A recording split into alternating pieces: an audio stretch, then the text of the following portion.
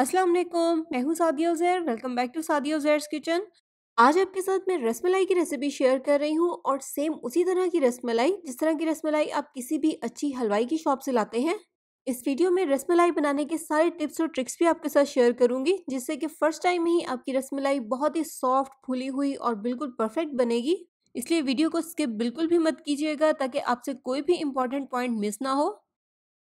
बिस्मिल्लाहिर्रहमानिर्रहीम। तो सबसे पहले हम यहाँ पर रसमलाई बनाने के लिए दूध को फाड़कर चीज़ तैयार करेंगे।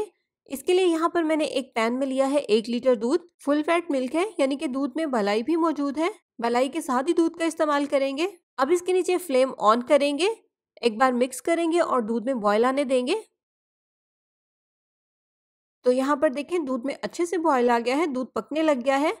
अब हम लेंगे आधा कप पानी। इसमें शामिल करेंगे 2 खाने के चम्मच या हस्बे ज़रूरत सिरका या नींबू का रस भी आप ले सकते हैं। पानी में से मिक्स करेंगे और इसे दूध में शामिल कर देंगे। अच्छे से मिक्स कर लेंगे। थोड़ी देर के बाद ही आप देखेंगे कि दूध फटना शुरू हो जाएगा और इस तरह से पानी अलग और चीज़ अलग हो जाएगा। अगर दूध ना फटे तो फिर आप इसको फाड़ने के लिए इसमें मज़ीद सिरका या मज़ीद नींबू का रस भी ऐड कर सकते हैं। तो अब हम लेंगे एक बाउल और उसके ऊपर रखेंगे एक स्टेनर। इसके ऊपर हम एक साफ कपड़ा रखेंगे और इसे छानकर चीज़ को पानी से अलग कर लेंगे। अब इस पानी को पहले फेंक देंगे क्योंकि बाउल में मज़ीद पानी ऐड करने की जगह नहीं है। आप ये काम डायरेक्ट टैप के नीचे भी कर सकते हैं। और पानी को फेंकने के बाद 1 गिलास नॉर्मल टैप वाटर से चीज़ को अच्छी तरह से धो लेंगे, ताकि इसमें अगर थोड़ा सिरका या नींबू का रस रह गया हो तो वो निकल जाए। तो अब इसे हम आधे घंटे के लिए किसी भी ऊंची जगह पर लटका देंगे, ताकि जो चीज़ में पानी मौजूद है वो भी इसमें से अच्छे से निकल जाए। और उतनी देर तक हम इसके अगले स्टेप की तरफ चलेंगे और रसमलाई के लिए रबड़ी दूध तैयार करेंगे, जिसके लिए यहाँ पर मैंने पैन में दोबारा से लिया है 1.5 लीटर दूध और ये भी फुल फैट मिल्क है। फ्लेम ऑन करेंगे और इसमें शामिल करेंगे 6 से 7 सब्ज़ इलायचियों के बीज। मिक्स करेंगे और अब इसमें बॉयल आने देंगे। और जब दूध गर्म हो जाएगा तो फिर हम लेंगे इस तरह से थोड़ा सा ज़ाफ़रान, जो कि बिल्कुल ऑप्शनल है। आप नहीं ऐड करना चाहते तो आप मत ऐड करें। इसमें डालेंगे 2 से 3 खाने के चम्मच गर्म दूध। मिक्स करेंगे और अभी इसको हम एक साइड पे रख देंगे और दूध को हल्की आंच पर पकने देंगे। यहाँ पर हम दूध को इतनी देर तक पकाएंगे जब तक कि ये अच्छे से गाढ़ा हो जाए। लेकिन रसमलाई के लिए दूध को ज़्यादा गाढ़ा भी नहीं किया जाता, वरना रसमलाई उसको अच्छे से एब्जॉर्ब नहीं करेगी। बस इसको इतना ही पकाएंगे कि ये 1.5 लीटर दूध है, रिड्यूस होकर ये 1 लीटर रह जाए। तो दूध को पकने देंगे और उतनी देर में यहाँ पर हम लेंगे चीज़, जिसका पानी अच्छे से निकल गया है। देखिए, जो इसमें एक्स्ट्रा पानी था वो अच्छे से निकल गया है। तो अब यहाँ पर हम चीज़ को हाथ से बहुत ही अच्छे से मसलेंगे, ताकि इसमें जो दाना मौजूद है या जो इसका रफ टेक्सचर है वो बिल्कुल ख़त्म हो जाए और ये बिल्कुल मुलायम हो जाए। तो चीज़ को यहाँ पर मैंने 5 से 6 मिनट तक बहुत अच्छे से मसल लिया है और यहाँ पर मैंने लिया है हाफ टेबल स्पून। अगर आप बड़े साइज़ की रसमलाई बनाना चाहते हैं तो आप 1 टेबल स्पून भी ले सकते हैं। तो अब इसी चम्मच की मदद से मेजर करते हुए हम एक ही साइज़ की रसमलाइयाँ तैयार कर लेंगे।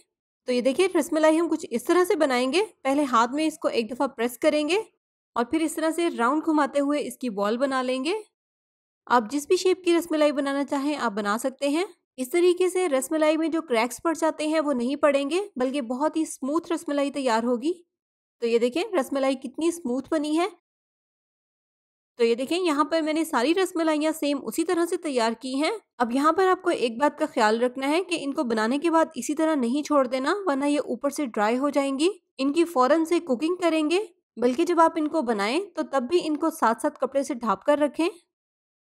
तो रसमलाई को पकाने के लिए शीरे का इस्तेमाल किया जाता है, इसलिए यहाँ पर मैं एक कुकिंग पैन में मेजरिंग कप से नाप कर ले रही हूँ 1.5 कप चीनी और उसी मेजरिंग कप से नाप कर मैं इसमें शामिल कर रही हूँ 2 कप पानी। फ्लेम ऑन करेंगे, एक बार मिक्स करेंगे और इसको इतनी देर तक पकाएंगे जब तक कि चीनी पानी में मुकम्मल तौर पर मिक्स हो जाए और ये पकने लग जाए। इससे ज़्यादा हमें इसको नहीं पकाना, बस चीनी को पानी में अच्छे से मिक्स करके इसमें बॉयल ही आने देना है। तो ये देखें, चीनी पानी में बहुत अच्छे से मिक्स हो गई है और शुगर सिरप अब पकने लग गया है। अब इसमें हम बहुत ही एहतियात के साथ सारी रसमलाइयाँ शामिल कर देंगे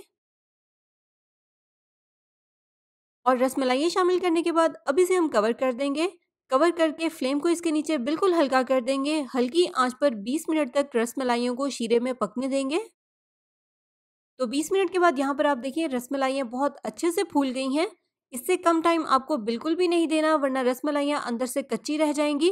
तो 20 मिनट तक पकाने के बाद इनके नीचे फ्लेम को ऑफ कर देंगे और इन्हें मजीद 20 मिनट के लिए इसी तरह शीरे में ही पड़ा रहने देंगे। तो यहाँ पर देखिए रसमलाइयों के लिए जो रबड़ी दूध पक रहा था वो भी बहुत अच्छे से पक गया है।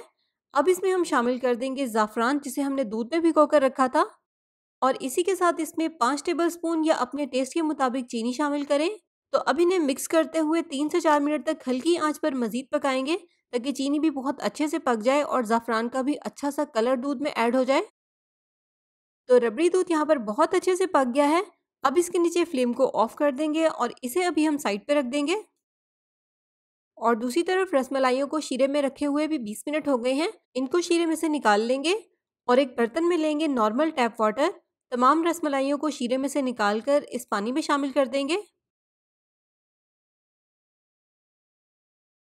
तो अब इन सारी रसमलाइयों को इस तरह से हाथ से हल्का सा प्रेस करके इनमें जो शीरा मौजूद है उसे निकाल देंगे।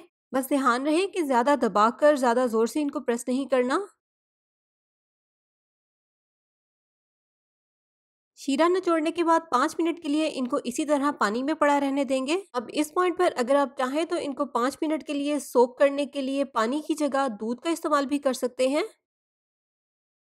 और 5 मिनट के बाद दोबारा से हल्के हाथ से प्रेस करके सारी रसमलाइयों में से पानी को निकाल देंगे। लेकिन यहाँ पर भी बहुत हल्के हाथ से इसको प्रेस करना है, वरना रसमलाइयाँ दब कर ख़राब हो सकती हैं।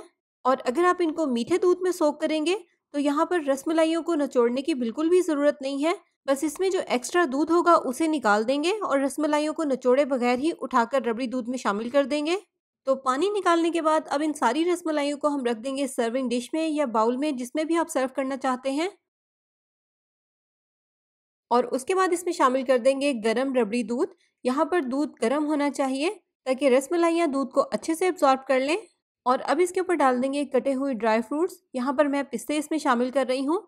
अब इसको हम पहले रूम टेम्परेचर पर ठंडा होने देंगे और फिर उसके बाद इसको कवर करके 5 से 6 घंटे के लिए फ्रिज में रख देंगे, ताकि रसमलाई दूध को बहुत अच्छे से एब्जॉर्ब भी कर ले और बहुत अच्छी सी ठंडी भी हो जाए।